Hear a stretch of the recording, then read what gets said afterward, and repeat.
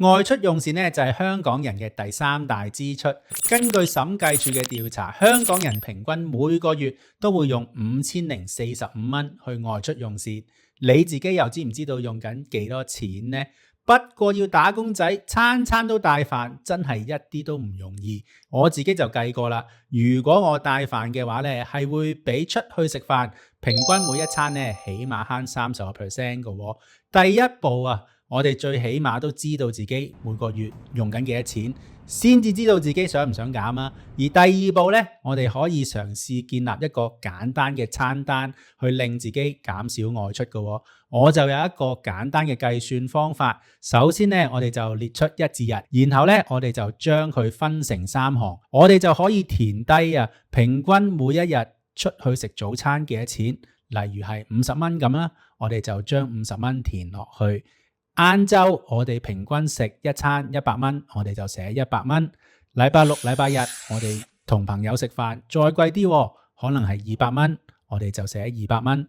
晚餐咧都係一樣咁樣填，我哋就好快咧得到一個星期嘅支出啦。我哋將佢乘翻4，咁咧大概就係28日啦，就等於1個月嘅支出。我30日咧平均外出用膳大概係7842蚊，比審計署嘅5045蚊係多咗2800蚊。如果我真係可以減少外出用膳而慳到30% 嘅話咧，我每個月就可以慳到2000幾蚊到，用嚟投資都真係非常之好啊！第二步咧，我哋就係為自己建立一個簡單又健康嘅飲食餐單。自己識煮之餘，煮得開心，食得開心，又慳到錢，咁就為之 very good 啦。首先咧，我哋就將佢分為1至5，禮拜6日咧，我哋就定為休息日。